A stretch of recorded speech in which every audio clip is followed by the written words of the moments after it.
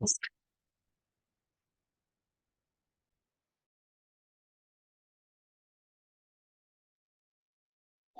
out.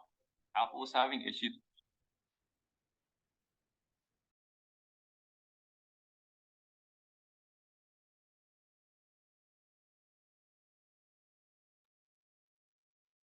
Hello, folks. Thanks for joining today. We're going to get started here in a couple more minutes, about 2 more minutes. So just bear with, and then we'll get started. Thank you for joining.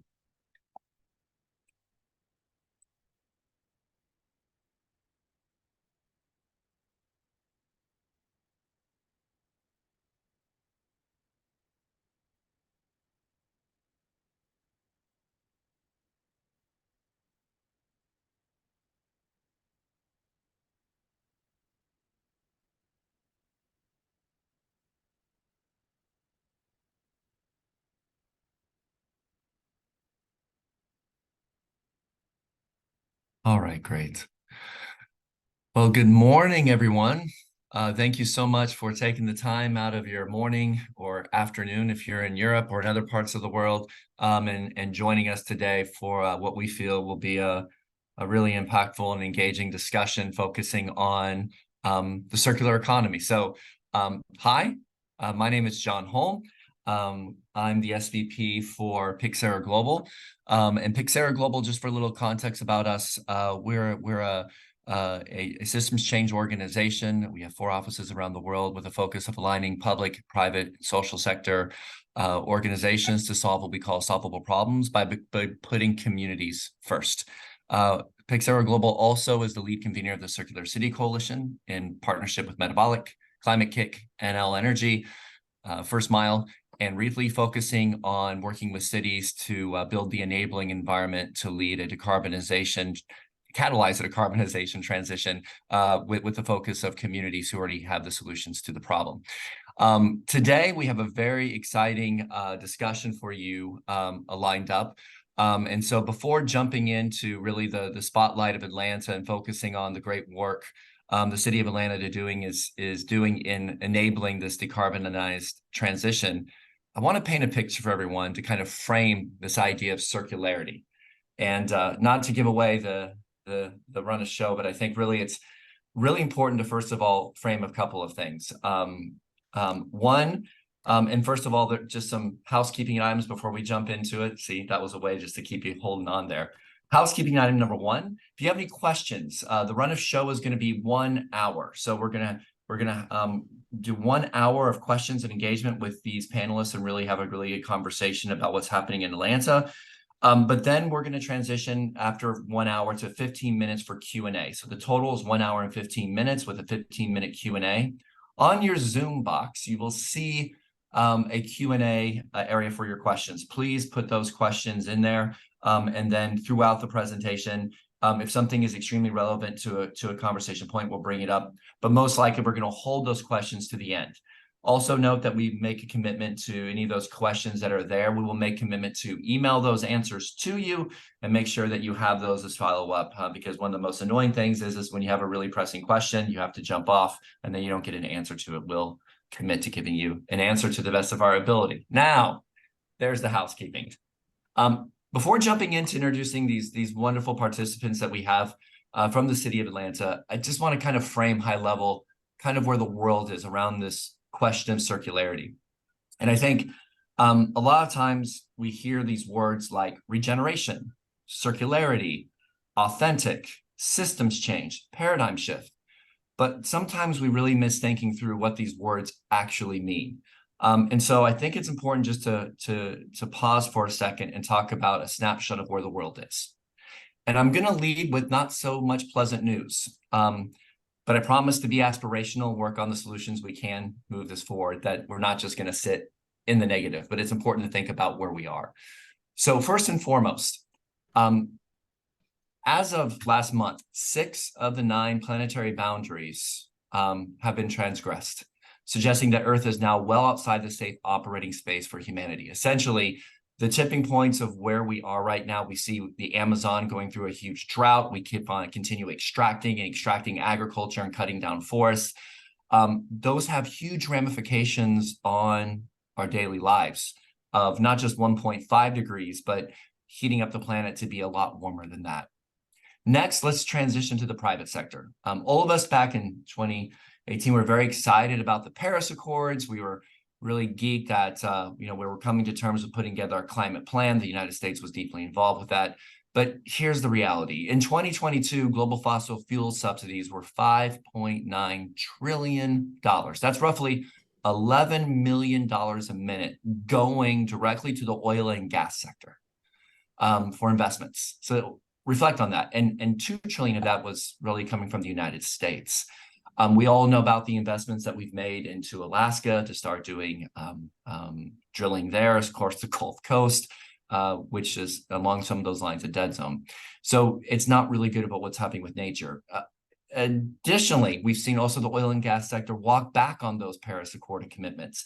We see them removing any talk of ESG. We see them taking and not even talking about renewable energy. In fact, doubling down on extraction in oil and gas, which was highlighted, I think, just this week for you who've been paying attention to the news with all the negative things that are happening in Israel and Palestine and Ukraine. But also on the side, Exxon just announced their acquisition of Pioneer Natural Resources for $56.5 billion. So now what we seem to be in is an era of consolidation with the oil and gas industry wanting to continue to drill more. Further on down, let's look at power dynamics for a second. 8 of the richest people in the world own the same wealth as 3.5 billion people, roughly half the planet. We've never been more inequitable in the world before. And that is really stark contrast when we try to frame power dynamics, how we're going to move our mess out of it, and how do we reframe communities really taking ownership of the models and their communities for a better world. And last but not least, I want to focus on one part here. A lot of the talk we have in this conversation around circularity is what is everybody's individual contributions to changing it? We can get companies to change. We can force companies to do better. We can really spark a reuse movement by our own behavior. So for example, we should be recycling better and we should be repairing our own stuff. While that is true, 20 companies produce 1/3 of global CO2 emissions. So we're focusing on the small little things which the media wants us to pay attention to, and I'm not dismissing that. 20 companies produce 1/3 of global CO2 emissions. We're not going to carbon credit our way out of this. And so when you take those facts together collectively, it's rather grim. We were at Climate Week at the UN General Assembly a couple of weeks ago. And one thing that was really striking too was this conversation around technology. Yeah, we need climate tech. No, we don't. We don't need climate tech. There's no silver bullet. There's no binary trade-offs. What we need is a human solution. It's a human problem and it's a human solution, which leads us into the following point. There's hope. We can incentivize our way to a better world. We really can look at a lot of the solutions that live in these communities already around decarbonization, whether that is microgrids or whether that is around food systems or urban food systems or reuse of building materials. So now we're going to turn our attention and transition now to the city of Atlanta. The Circular City Coalition has been really working closely with the city of Atlanta for a couple of reasons. One, because of their community building. The folks that you have on the panel today, led by Shannon Goodman, who will introduce herself because she can talk about how amazing she is a little bit better than I can. The work that they're doing on the ground in Atlanta is really inspiring, really looking at reduce, reuse, repurpose, enabling those behaviors to scale really traditional decarbonization investments. At the same time, we also have Michelle Wiseman working at the Office of Sustainability with Atlanta, who's really good at talking through not just waste systems, which is important, not just recycling, which is important, but understanding the history, the context, and the culture in Atlanta around reduce, reuse, and looking at threading that line into equity questions around Black and brown communities having access or not, where are those pollution-bearing investments taking place, and having the real conversations with community members around these hard-formed issues that have been around for a long time. And last but not least, we have Jay Bassett with us. And Jay, Jay in Atlanta is always in conversations around engagement of the government with the community folks and has a long history of working with EPA and can really translate, for example, the IRA for a better world. So when you're on this call today, look at this conversation as beacons of hope, looking at these people as leaders on the ground, really getting dirty and getting to work and implementing some of the transitions we need to have.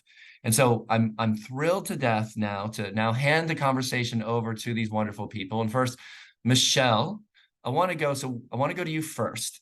First of all, if you can do me the favor of introducing yourself, and then number two, what is your definition of the circular economy? And by the way, Shannon and Jay were coming after you with that question right after Michelle. So Michelle, hello, good morning. Good morning, John, and thank you so much for hosting this panel highlighting Atlanta and our journey to grow and develop more regenerative practices. And as you mentioned, my name is Michelle Wiseman. I'm the Director of Waste Diversion and Outreach for the Mayor's Office of Sustainability and Resilience.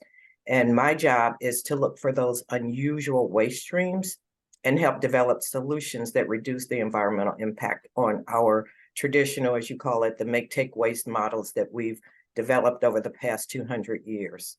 So the materials I focus on include, but are not limited to, food waste, textiles, e-waste, and of course, the building materials that we'll be talking about today. And it's estimated that building materials make up approximately 11% of the greenhouse gas emissions in the US. And that's especially important because since 2020, the pandemic has left many vacant buildings in metro areas, including Atlanta. And now that we see this potential intersection with the need for affordable housing and these vacant buildings, we'll talk about how we may be able to kind of strategically develop some solutions that may be able to address both issues in a holistic way. But before we get started, I'd really like to take a moment and acknowledge the Native people on whose land we stand upon. I'm here in Stone Mountain in an America more than 8,000 years before colonization.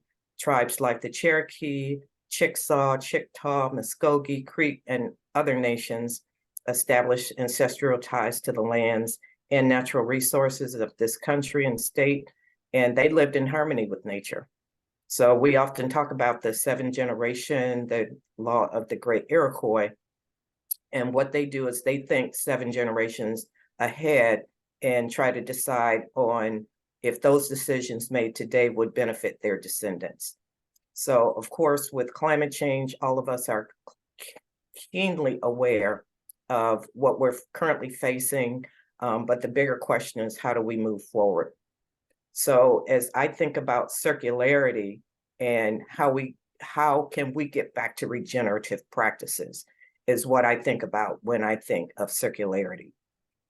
So how do we develop an economy that creates opportunities for those that have been historically left behind, including those indigenous people, including women, minorities, those have been previously incarcerated, undereducated, and all the other marginalized groups.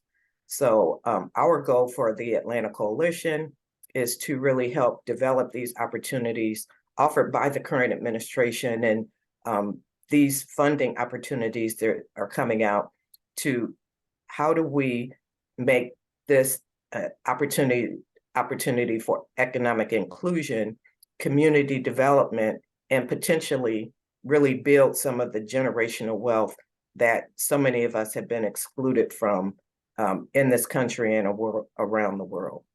So with that, I'll turn it over to Shannon so she can introduce herself as well. Hey, Shannon. Hi. Good seeing you. Hi. You too. Michelle, that was incredible. Thank you so much for grounding our conversation in that way. So my name is Shannon Goodman. I'm the executive director and co-founder of Lifecycle Building Center in Atlanta. For those that may or may not know much about us, we are a 12-year-old nonprofit organization.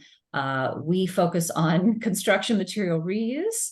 But the real power of what we do, is not just about, taking things out of buildings and, keeping things out of a landfill. It's really about the community impact and the human impact that those materials can have in our community.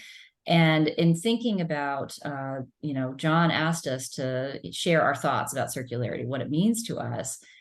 And I mean, hands down, there's just no question that what we do day in, day out, it comes down to dollars. It comes down to economic opportunity.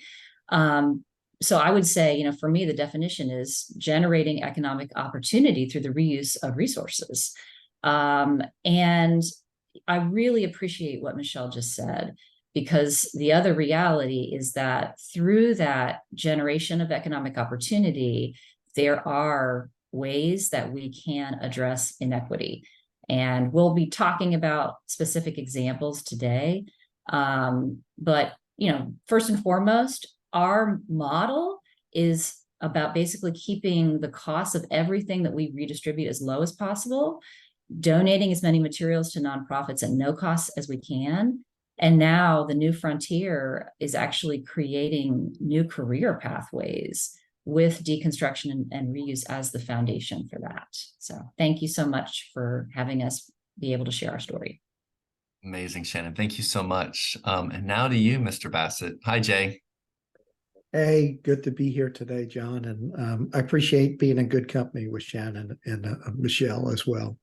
So maybe where I'd like to pick up from is from a kind of federal EPA perspective, but really want to maybe link in the other part we haven't talked about, which is, as we know, one of the biggest challenges we have before us is around the decarbonization of our economy. Yeah. And so, kind of my viewpoint on this and in my background. So for a number of years, I was one of the leaders that helped establish EPA's Sustainable Material Management Program and spent a little bit of time in DC as a national expert on that, back when the circular economy first came out. And so from my view, I have evolved my view of when we talk about circularity and circular economy, what does this mean? Because where we are today, if we look at the opportunities that are out there, and we look at community assets like Lifecycle Building Center that can actually implement reuse economy at the community level and meet communities where they're at within their journey and culture of sustainability and engage with them in a different way, this is a real opportunity for us to look at circularity that goes beyond the idea that we can consume our way through recycling or that we can meet decarbonization goals. If you go back and look in 2009, EPA pushed out a study on greenhouse gas emissions back then from the productions of goods and services, and that 42% of all greenhouse gas emissions is associated with the production of goods and services. So if we really want to be meaningful, as we look at what's underway right now within the Biden-Harris administration and the Inflation Reduction Act, which is generational funding, that part of what that effort is about is how do they engage and activate community-based solutions as part of the decarbonization economy that goes beyond just the big corporate guys, right?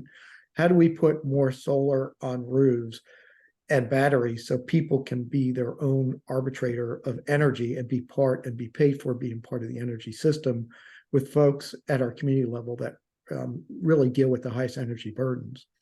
So if we can take things like circularity and we look at reuse of building materials that are actually part of not only decarbonizing the material side because we're taking out embedded carbon, but we're also building better communities and them being able to advance and meet the clean energy transition and do it in a way that drives economic development and community development that benefits them, where we keep the materials in the community that generates wealth. And I think Michelle really tagged on this, and we've had this conversation with Shannon as well, that the affordable housing conversation is something that's really interesting and unique because it's very much, from a policy perspective, very drivable through all the Inflation Reduction Act funding opportunities to build better communities. And what I want to do is make sure that we have reuse and repair, and that we start talking about reduction and consumption and how we build those systems and how we live in communities. Can we go back to reusable packaging? Why not wash bottles that can be reused 50 times before they have to be recycled? And we have a Lifecycle Building Center that's tied directly to the community for reuse of building materials, but it could be part of a broader reuse infrastructure. So the last thing I'll tell you is we talk about scalability, and we put on this community lens about what their role is in the, if we want to call it the clean energy lifestyle and economy, of which circularity is really important. Even in Atlanta, that as we look at the Clean Energy Advisory Board and the work you're doing on energy transition, circularity is embedded strategically as being able to meet those outcomes. And I'll leave, maybe this, last thought about it as we talk about Lifecycle Building Center. One of the projects that we're doing as it dealt with what Shannon mentioned on workforce development, which by the way, went beyond just deconstruction, was a full suite of sustainability outcomes at the community level for opportunities, that we did some data collection. And as we look across the US, there's over 1,400 building reuse centers doing this community kind of work throughout the country. So it's a nice way of saying we've already got the infrastructure. The infrastructure is already in communities. We just got to activate it and see it.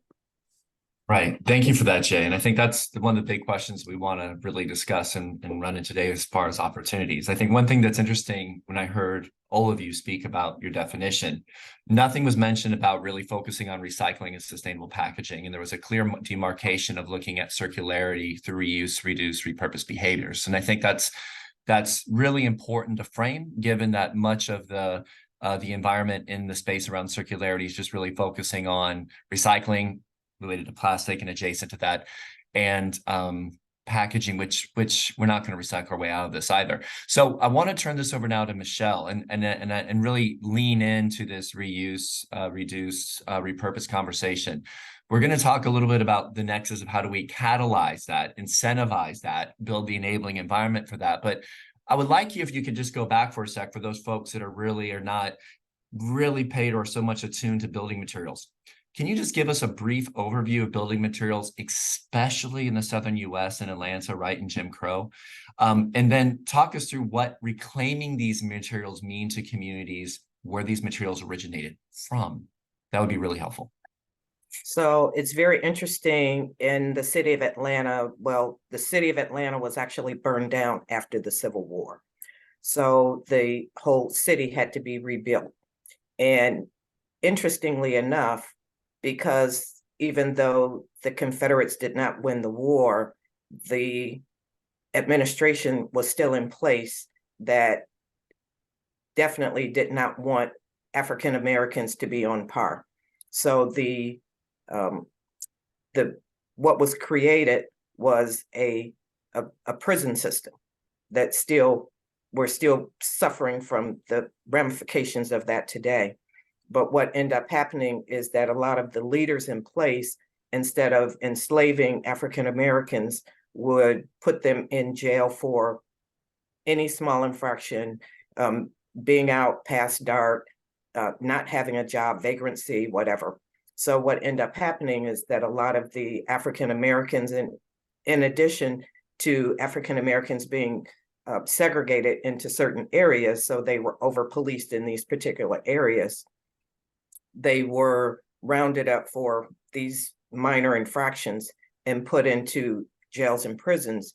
And there they were, it created free labor for Atlanta, the state of Georgia, Fulton County. And it's still the prison, the jail, the railroad, all of these are very strategically located in places that made it very easy for these prisoners to get to places like the Chattahoochee Brick Company that was made to manufacture 200,000 bricks a day that built the city. There was also the Bellwood Quarry that's now been turned into the largest park in the city of Atlanta.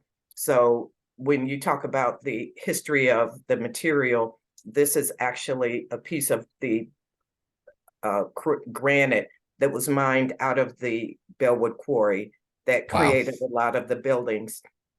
In addition, we're talking about bricks that created the city. This one came from Savannah. It was minted in the 1800s. It actually still has the imprint of the enslaved person. It still has the handprint in there. So this is history we're talking about. I also want to share with you that Georgia had these amazing pine trees that helped build homes all over, not only the US, but in other countries. And these beautiful woods that are still existing in many homes could be recovered. And this is part of history. The other thing I always emphasize is that this artisanship is also innately into these people that have historically been left behind. And I think we have an opportunity to uncover and really lift that up through our deconstruction, through our reuse, and through us uncovering all of these beautiful materials. That's I really also important. want Sorry, Jay go to ahead. Go ahead, share- Michelle. Go ahead. Go ahead. I also want Jay to share the history of the founders of Roswell, Georgia, that took a lot of these materials and created great wealth that is still influencing the city. Well, Jay, go ahead. So you know, maybe two add-ons to this. One is historical and one is a little bit more present from a policy view. Historically, if you look at Georgia, and we go back in the colonial days in the 1600s, late 1600s, that there's a little city in South Georgia called Darien, Georgia. Darien at one point was the second largest port. And the reason was they were harvesting timber and sending it over to European markets. That wealth is the wealth that eventually became what we now know as City of Roswell, Atlanta, right? Came up to help form that. And what's interesting, there's a story down there. If you go down there, it's Butler Plantation. Just the connection as we talk about these things, that because of typically the enslaved, when they were brought in, they were broken up. Families were broken up. And the idea was that if you keep people and they don't know where they're from and they're not tied to ancestry, that, you know, it's just a way of keeping folks under control. But in Darien, they actually kept families together up until 1859. And the reason that's relevant here, because that was just before the Civil War, and as they had, you know, basically forested out these materials, that they did a slave trade at Butler Plantation where they broke up, it was 500 and something families, and it's known as the Weeping Times because it was the largest slave trade ever held in the US at one time. So I just, you know, as we talk about this culture, Yeah. and we talk about how do we build a better community and take trauma through these materials of making sure we're not throwing them in the landfill, which just adds additional trauma, versus bringing them back into communities as a wealth builder. The second thing is that as we look at our current waste management system and we look at our, you know, even our recycling systems and some of the disconnects, that this is also tied to the same story.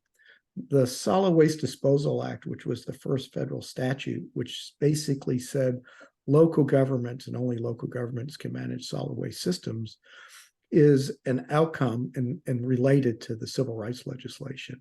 And quite frankly, you know, if you look at it, it was really to keep, you know, folks or federal government out of peeling back solid waste systems that a lot of people were making money of. And then, you know, as we already know, disposing it in poor Black neighborhoods. So there's these connections as we go forward that are still rooted in the systems and the system issues we're still trying to do today around recycling, reuse, and recovery and circularity. So there's a historical context that we do need to think about. And I'll leave it with this, but it's also a great opportunity, as Michelle said, where we reuse these materials and we do storytelling and we reconnect people together as part of building better communities to help heal and be part of bridging the divide, which I think, you know, as we look at where we're trying to go, even on climate and recycling and all that, is to build better and healthy communities, which includes healing some of the divides we have. And I think we have an opportunity to do that.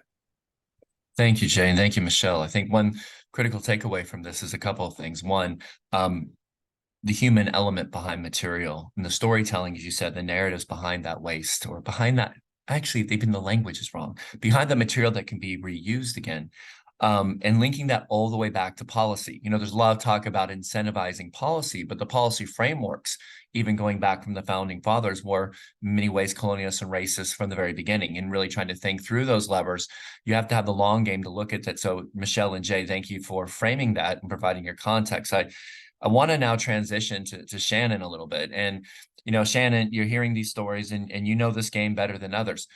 A lot of people sit there and go, well, why isn't reuse catching on? I mean, you know, if we look at the world right now, many people live on reduce, reuse, repurpose behaviors to live. This is not something that we're selecting to do. It's not like we're going to opt in to do it. It's not a, to paraphrase, hey, I'm going to go to a repair workshop and repair my $300 jacket because it's fun. It's survival. So when you look at this story and you look at waste being a privilege, not really being something of something that everyone has the right to do, I want to turn it over to you to talk about the framing, first of all, broadly of reuse itself, and why are we not seeing this lift up? Why is it not scaling? And two, where are the opportunities with that, with really in building reuse? I think that you can provide some insights on. So Shannon, floor is yours.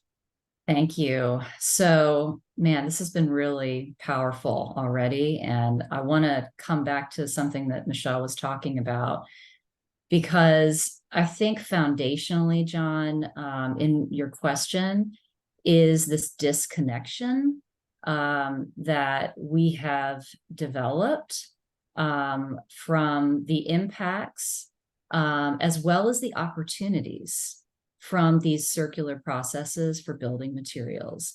You mentioned kind of offhandedly this idea of labeling all of these materials as waste, right? That is part of it. But the reason that I think it's really important to talk about this is because, having been in this industry for 12 years, there is nothing that changes behavior more than opening people's eyes to see the possibilities and the opportunities that these materials can create. And part of opening their eyes does involve helping them understand the human meaning, stories, history of those materials. So I'm so glad. I always get so excited and, quite frankly, a little emotional every time Michelle, talks about these issues, because I feel it, I see it, and I cannot overstate, for me, being on the front lines of this, the importance of how reuse can actually be a healing process. I mean, I don't know how else to say it. It literally brings people together every day who, quite frankly, other than that common denominator, might not be willing to have a common experience with each other, might not be willing to say that they agree on anything. And it's because they are able to see that it doesn't make any sense to be throwing away materials that, have plenty of life and impact left in them, that it's stupid, right? Sure. So I would say, but to get more directly to your question, I would say that, Jay talked about the history of solid waste, right? We don't understand the potential that the reuse industry can have. We're not looking through the right lens. We're still looking, John, you talked about recycling, as a primary focus for circularity in general. And I'm not going to say this is an easy thing. You also asked about where do we go from here, but we have to get there. We have to get there. And I firmly believe that the only way that we're going to transform these processes and actually effectively track, monitor, report out on real data of current reuse practices, as well as the potential with scale, we're going to have to partner. We're going to have to build partnerships outside of our realm. So one of the things that I think is an answer to your question about what's been holding the reuse industry back is that it's been a struggle. There's a lack of understanding around the incredible economic potential. I think it's starting to change.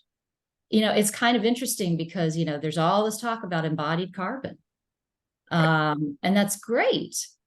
But I still don't think there's an understanding of the scale of economic opportunity. Absolutely.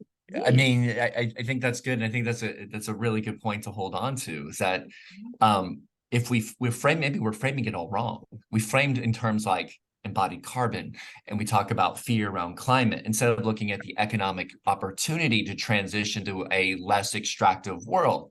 And then one thing that I want to provide context on real quickly is that there's business models out there making money on servitizing material to not have planned obsolescence. There's models like Philips selling lighting as a service and not selling light bulbs. There's profitability to be made, but the storytelling and narrative around this is almost against that. It's almost in service that's a wrong thing. We're talking about little increments where we save something here, but it's pushed aside. So that's a great point, Shannon, that I think all of your points, and I think also it's a human transition. We're telling the story wrong. And Michelle, I want to come to you off Shannon's point here and talk about the youth for a second. Unfortunately, the way the world is going, the future sometimes for youth doesn't look as good as it did for us, right? For our generation, I would say. And when we look at the youth, how do we engage and mobilize the youth in a way that's in a different way of looking at the opportunities that Shannon and Jay and you are espousing over reuse, something like building reuse, and be more engaged in that narrative and take more ownership or equity or agency over wanting to bring that out? Do you have any insights on that? I would think my main thing is through art, because art is one of those things that goes across gender, race, nationality, age, all of the isms. If we could bring people together to create art through reuse, and I just had this conversation last week with a gentleman that does black art in Atlanta, and telling them that we need to collectively have some art projects at the Lifecycle Building Center, because we're talking about some of these young people that have never had a hammer in their hand. And especially if they're not, their families aren't homeowners.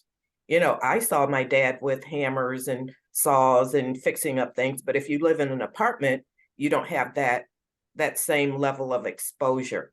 But if you get them to the Lifecycle Building Center and they create art and they engage in conversations, and we bring some of the people together that are builders and electricians and have all of these other talents and skills, then I always say you can't be it if you don't see it. So the exposure, another thing that I do, and I've graduated probably close to 300 or 400 sustainability ambassadors, is by exposing them to different levels of sustainability. What is a sustainable building?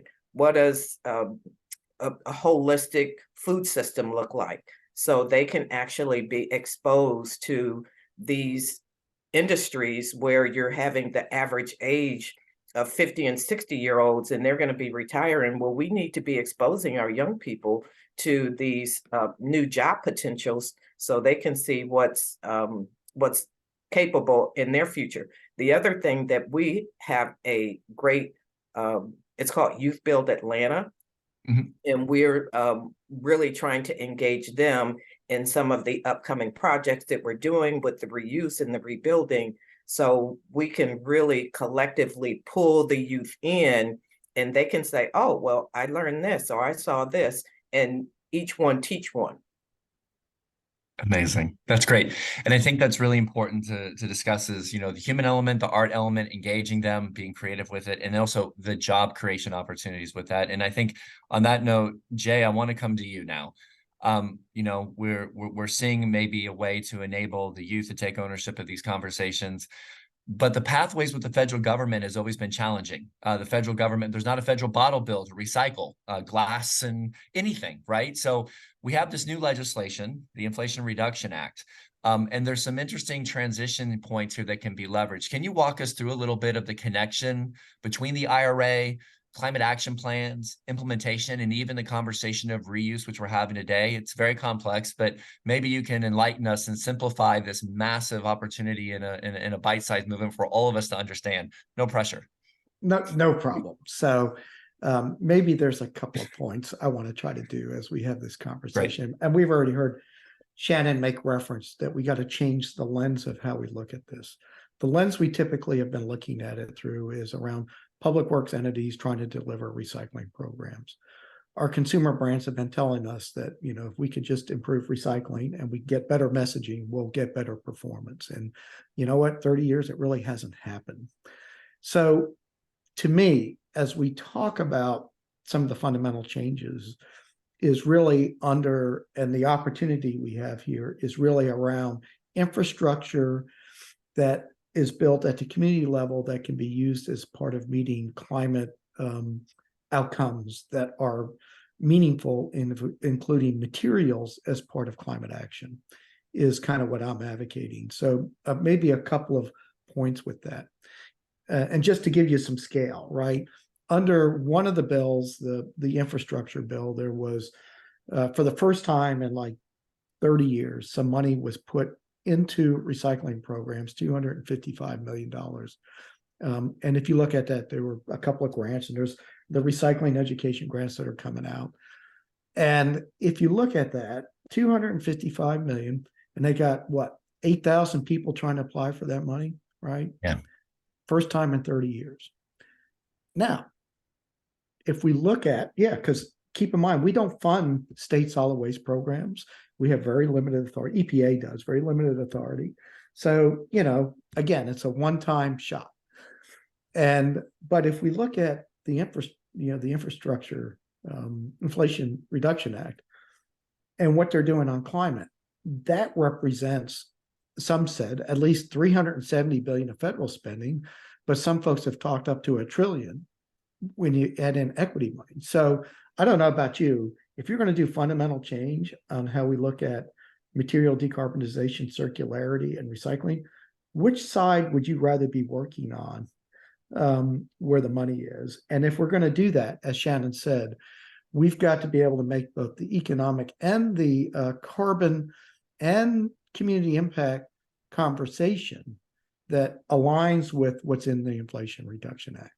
So the more tangible thing, and which I'll tell you that's out there right now, and there's two pieces to this. One is, if you look at the Inflation Reduction Act, and we think about recycling systems, and we think about the desire for folks like Cox Industries to really drive zero waste, that they don't have the infrastructure to be able to meet in commercial and businesses, that everyone keeps looking toward that local governments are going to solve this problem. Well, they're not. They're really good at doing what they do on public health and sanitation. They're really good at maybe moving materials that we can put through bigger, single stream or dual stream recycling systems of certain materials. But ultimately, it's at the community level and community organizations like Lifecycle Building Center, Center for Hard to Recycle Materials, Truly Living Well, that provide services every day and access to both reuse, repair, and reduction, as well as conversation where they're a center of community to really talk about these conversations around circularity at a way that actually meets people where they are. So if you talk on Shannon, David, that's on Shannon's staff, he's working with people every day in the community and helping them solve problems that reuse building materials in meaningful ways, which is another way of educating that message right around there. What if our consumer brand said, we really want to do reusable packaging, and we have an entity that can deliver messaging at a community-centric and meaningful way, in a way that people connect to as part of putting those systems in place? What if we look at e-waste, where we know, just like with building materials, where, a lot of computers are coming out of corporate structures and building and offices that have a lot of value in life and capability, but how do we deliver that to the community for reuse for folks that don't have access, or maybe going to Best Buy to get a Chromebook that doesn't do what they need to do? And I think we can build systems that do that. And so what I'll leave you with, as we look at the Inflation Reduction Act, guess what? That fits within, because right now, we've got 46 of 50 states that have been funded by EPA to develop climate action plans. We got 70 of the largest cities across the US. And when I say cities, it means all local jurisdictions meant to work together with who? Community and community-based organizations on climate. And guess what? One of the key sectors in the climate action plan is materials, Yes. materials management, and material decarbonization. So I think the choice we have is not to do the investments through the recycling side in building and improving recycling performance, but is to understand that recycling isn't going to meet material decarbonization. So how do we activate these other pieces at the community level, build community-based businesses, nonprofits that are already doing this work anyway, and build capacity to do more that transforms communities and builds economic wealth through circularity of materials in some interesting policy, local policy as well as national policy that might drive advocacy enough to really do the national policy movements we've talked about around bottle bills and other things. Jay, thank you. And I think this is perfect. And I think one clear takeaway is that when you look at enabling or catalyzing a regenerative reduce, reuse transition, a decarbonized and equitable transition, you have to think through a couple of things. One, it has to be enabled by policy on a city, state, and federal level. Without enabling the policy and the incentives, and to be quite honest, the stick on extractive, this won't happen, but there's pathways to do that. I think number two, I just want to really think through a little bit on your point of reuse with communities. I mean, just for fact, we have a very extractive consumption related society in the United States, right? So when you're thinking about recycling, there's a reason why recycling is coming up first in all the messaging, because the companies themselves don't really want to focus on changing their entire business models for something that is regenerative and is less extractive because of quarterly earnings. That's just the way the system works. So how do we then incentivize that other piece of it? And I think when you're looking at circular economy, what I love about this conversation, it's reduce, reuse, repurpose, but it's also a way to transition to a better way of humanity, right? And I think the last point before I want to come to you, Shannon, on the next question, because this is all interrelated, is when you're looking at the problems we have in the world to solve, you don't solve climate alone on a silo, and you don't solve economic development on a silo, and you sure as heck don't solve race relations on a silo. Everything is interconnected. And so we have to find interconnected ways of working together to transition to a better state and be aspirational. Do not be so negative. So there's my little 2 cents, and that comes to you, Shannon, because you get me so excited about the work you're doing. I see you wearing your sweatshirt all the time. You wear it proudly. You're always in the community doing work. So talk us through this. I mean, you've been in the reuse space for almost a decade now. Walk us through where it's been, but also kind of where you see some of those tipping points of what the future of reuse can look like. Lift us up a little bit, possibly, or maybe not. The floor is yours. Absolutely. So what I would start with is that, because we've had these conversations about what needs to change, right? And this is part of that future vision. And where we've been is grossly undervalued and underinvested. How that changes is, to be honest with you, we can't prove that this process, the circular process in the built environment, we can't prove anything if we're not measuring it.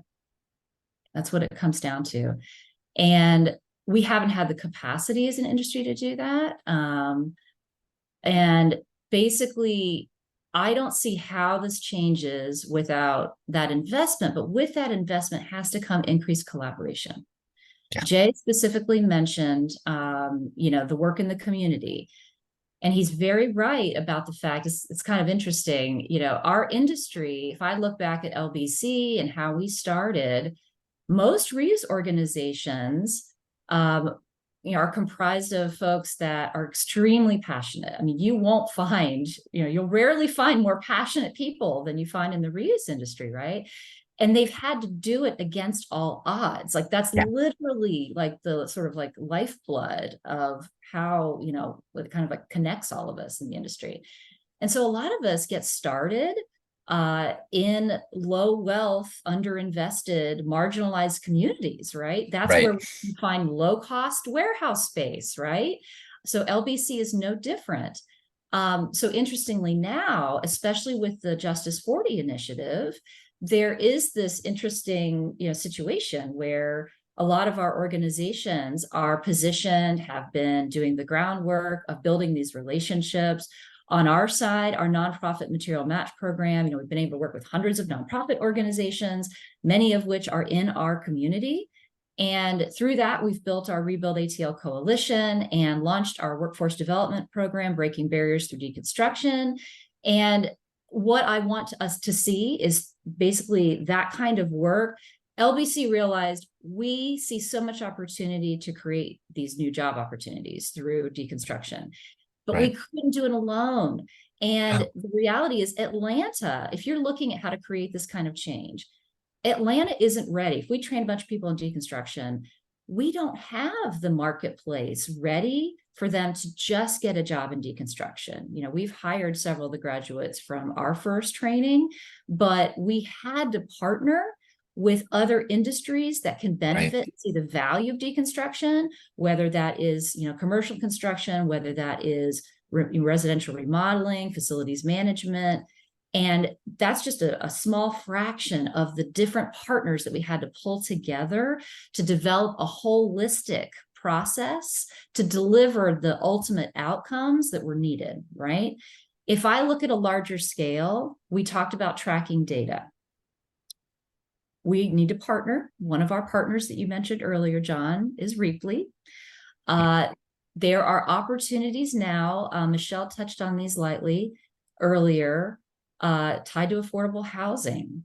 We are looking at projects through the city of Atlanta with Michelle's leadership, where we can bring circularity to how the Atlanta Housing Authority is working on projects on both ends of the spectrum, right? So this is an opportunity to demonstrate at scale and to track all this data and to prove how much of a embodied carbon savings we can achieve through these circular processes. And to your point, John, while also doing workforce training and creating new career pathways, right?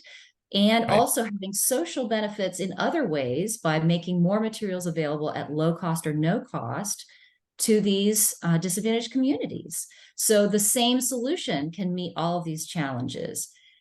Even bigger picture, outside of Atlanta, the nonprofit Build Reuse has organizations. Jay was talking about this nationally, right?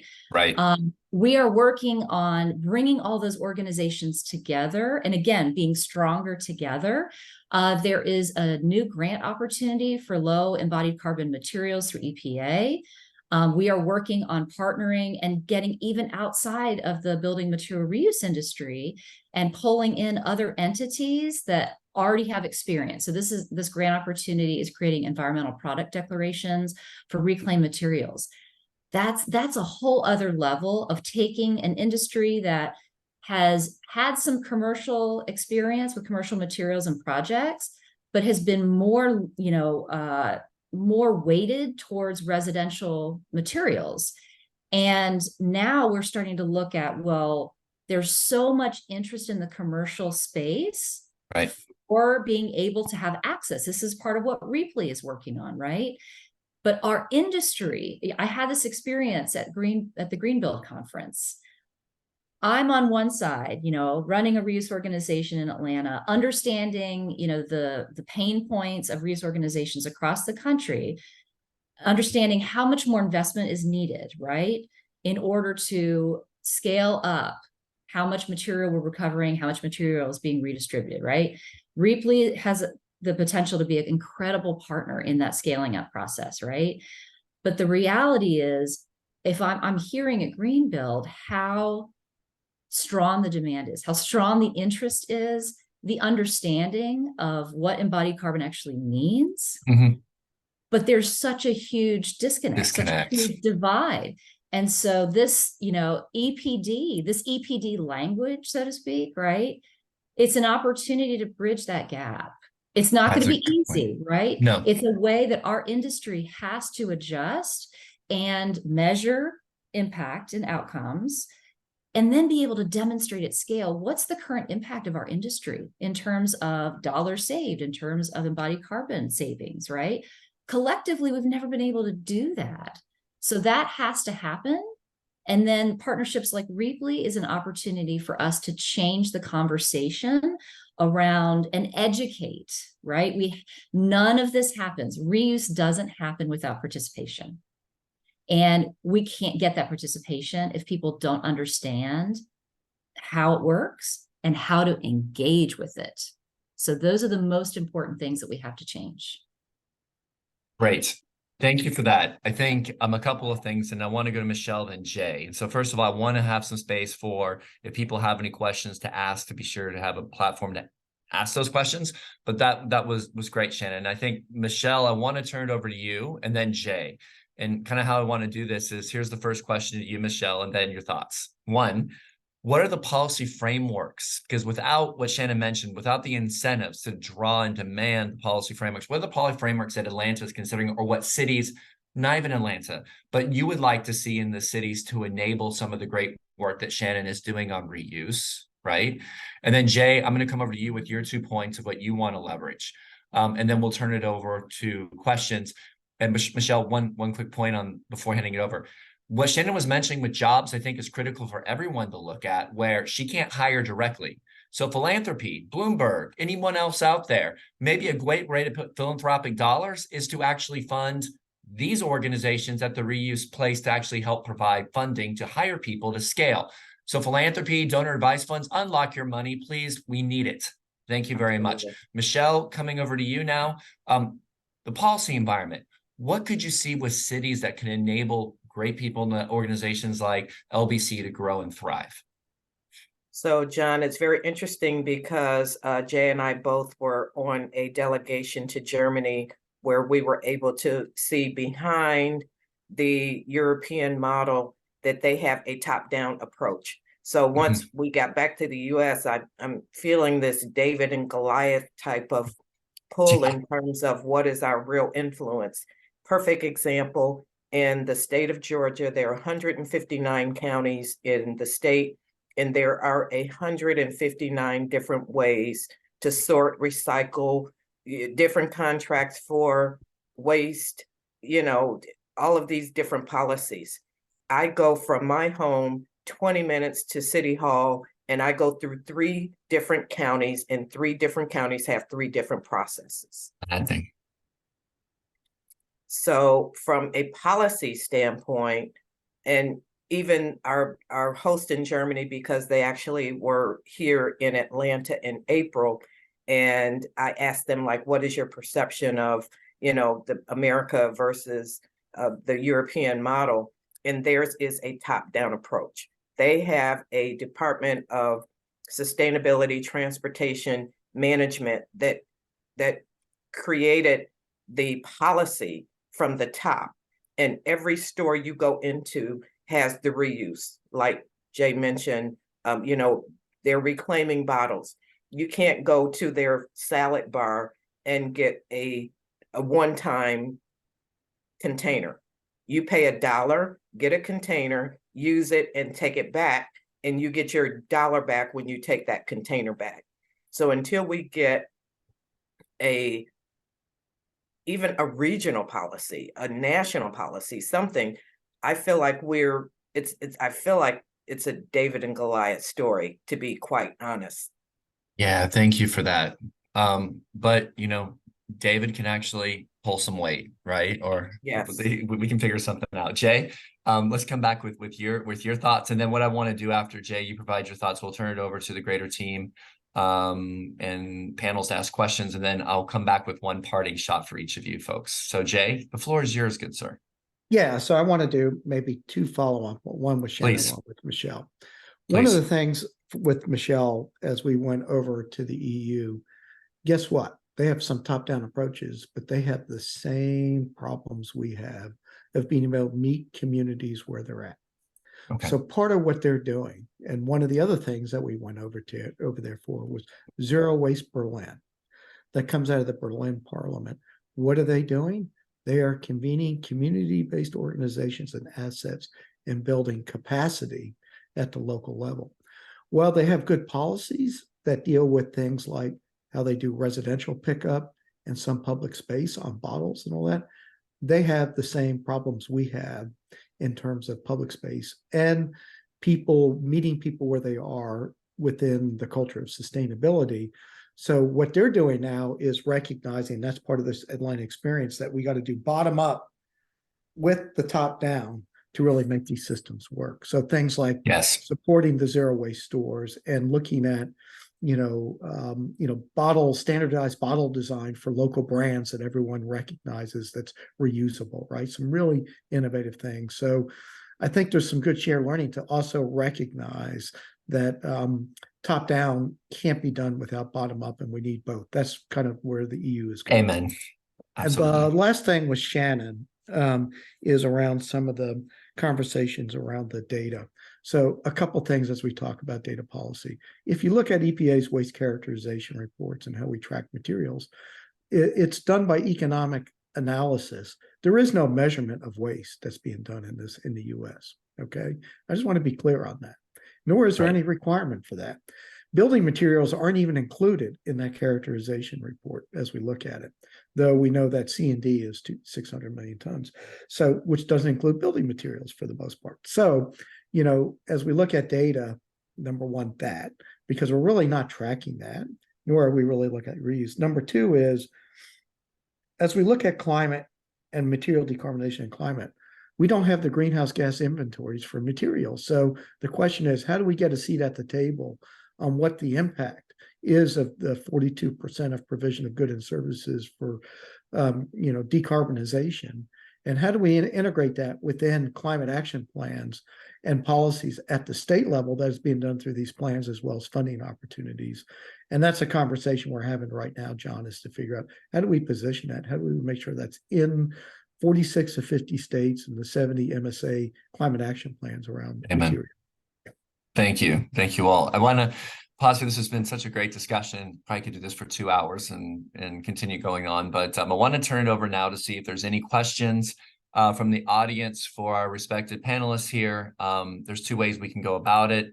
I'm looking at the Q&A right now. Also, if you want to come off mute, I see here on the, oh, great. So we have Amina Robinson asks, what are some ways that we can educate and get buy-in from citizens to create new habits? Those new habits can influence policy on a local, then national level. So any of you folks want to take the R on that one? I'll pitch in, and then anyone else can absolutely. I have developed through our office a sustainability ambassador program, and twice a year, Nice. We have classes that range from 30 to 50 people. And even after they go through their 7 sessions, which includes all the points of sustainability, what is sustainable buildings, what's a sustainable food system, go to the Mercedes-Benz. We're going to all of these tours, but afterwards, they're also required to do a capstone project and stay engaged.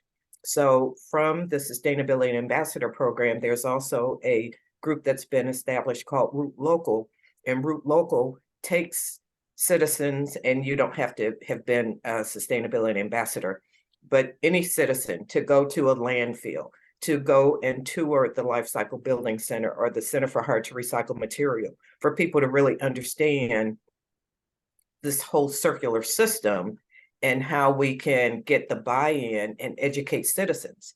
Because a lot of people, we just had the Sustainable Fashion Week last week when we were talking about fast fashion and what is going on now with this Temu. I mean, I was just at a friend of mine's house and she's got bags and boxes coming in, and she's like, it's like every day is Christmas because she's on Temu getting this fast fashion. Well, it's creating a tremendous amount of waste, but people don't think about it. Waste is a luxury. So as Americans, we have to be more conscious about being more, not only more thoughtful, but doing repair, doing, stopping the fast fashion, getting more quality as opposed to quantity, so we can think for the next 7 generations. Amazing, Michelle. Thank you so much for that. I saw Jay, you come off mute before going to just some real quick context on that one, just to frame. Thank you for bringing up fast fashion, for example. Sustainable fashion is like an oxymoron. The average the average piece of clothing is worn 7 times before it's thrown out. So that's a consumption issue. But I think when you look at the whole industry as a whole, there's a lot of disinformation that consumers change businesses' habits. If businesses wanted to change their model, they would influence the change. People do not have the time, energy, or space to actually influence that much at all, because we're all buried under a mountain of debt, trying to work, trying to do things. So I think the thing is, it always goes back to policy and try to create that enabling environment.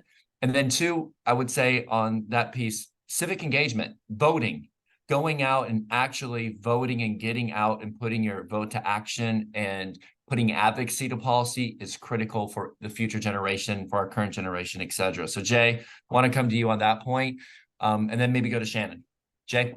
Yeah, so I want to make sure as we talk about this, and maybe I just wasn't being clear, but it's a really good question.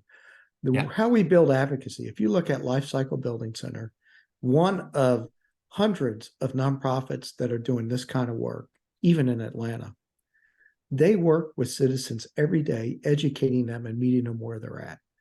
What I suggest is, if we really want to do new habits that influence policy, it's by building advocacy by one person at a time. I hate to say it, you got to get to the household level, each resident. That's why they're doing home solar for clean energy transition, right?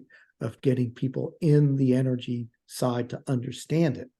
It's no different from reuse. We've got community organizations that work every day. It's empowering them to be part of the circular economy, because they deliver messages every day that change people's mind by meeting them where they're at. And I would just suggest that if we do that, and we have concerted networks of organizations working together to complement local government zero waste programs, to support zero waste businesses, to put in place zero waste stores in communities through that support communities and people where they are, that they get to interact with every day or as a center of community. That's how we build the advocacy to change both local, state, and national policy. Thank you for that, Jay. That's correct. And I'm impressed all the time in Metro Atlanta that we have reuse stores, that we have the Center for Hard to Recycle Material that is expanding to make sure that those other unusual forms of waste aren't disposed of, that we have the now Compost Council locally that we're trying to capture and create compost to create more healthy food. So people are beginning to understand the circularity, but it's definitely one person at a time conversation that it's expanding, but we always need more. Yeah, and I would just leave with this last part is, this is not a local government, right? Local governments can do their things. They do the ambassador programs and all that. This is one where it requires, goes beyond government to how we work and the organizations we support in the communities we live, and really making it a center of community. Great. Thank you for that, Jay.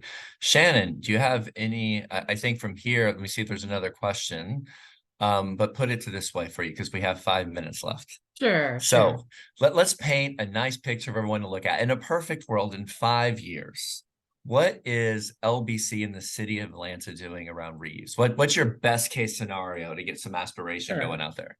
Yeah, and this will actually give me an opportunity to share my answer to that question as well. Great.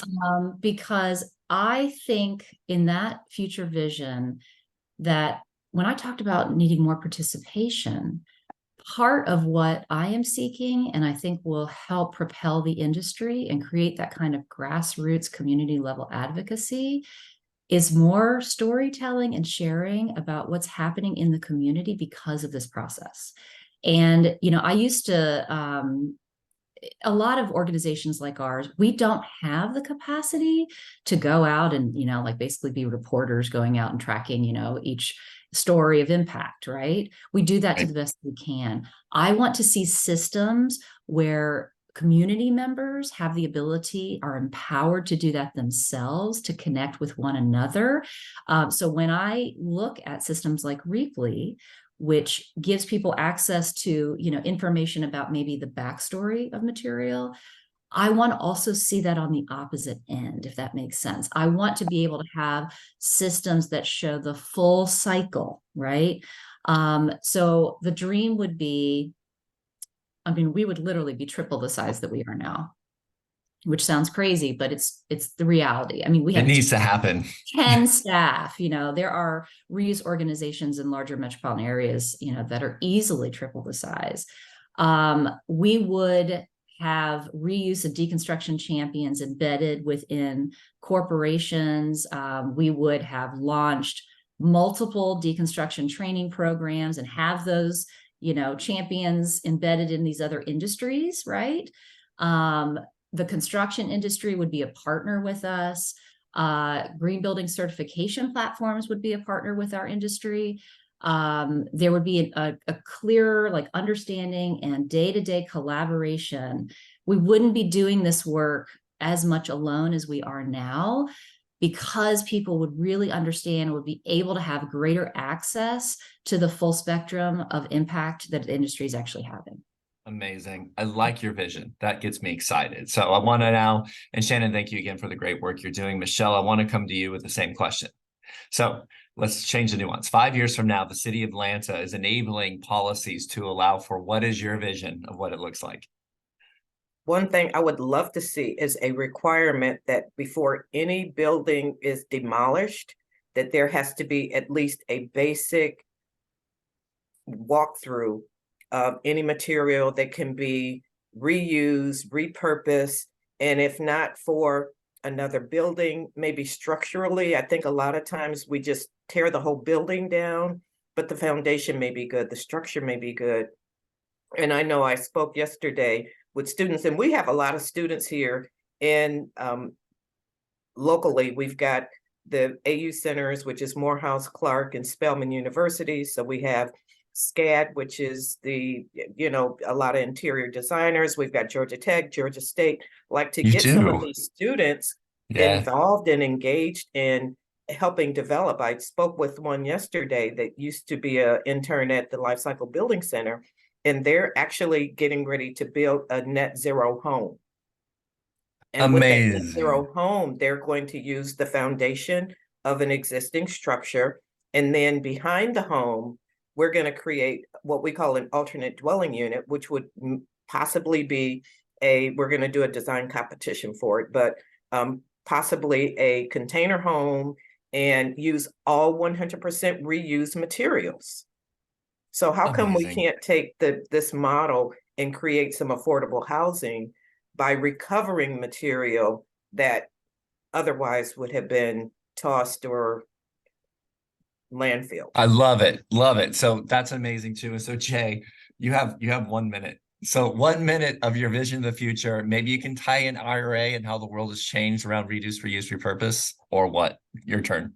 Yeah, so the vision, we're already starting to do this, right? If we look at Lifecycle Building Center, they are integrated with and part of the deployment of the clean energy transition within the city and households. They help bring a coalition of other community-based circular assets and other organizations together in a network and coalition where we're doing shared capacity building so we can do cumulative impact, right? So if we do this right as we go forward, is circularity and clean energy are one and the same, where we're building thriving communities living in healthier housing. So the last thing I'll tell you is we look at reuse of building materials and we look at clean energy. If we're reducing energy burdens, are we reducing and improving indoor air quality within homes because we tighten that up? Are we fixing water leaks and addressing indoor mold, which is a health issue? Are we solving affordable housing, problems and solutions, which is a bipartisan thing that every community and city has as the way of deploying through the Inflation Reduction Act programs that bring circularity and energy together that result in thriving and healthy communities, that we shift the focus, community level, looking at circularity from the perspective of where I live that drive changes because that's how I live, right? Amen. So I think that's a good note to take us home. So again, circular is local, it's community centric, and it's based on the people representing those communities. So Michelle, Shannon, Jay, thank you so much again for lending your expertise, time, and energy for this discussion. We really appreciate it. And for those participants, thank you. Round of applause for you for spending time with us for the last hour and 15 minutes, being able to listen to these wonderful people and spending time with us. So everyone, take good care. Thank you so much. Circular City Week and Georgina Re London, thank you for the time. Have a great day. Bye. Thanks.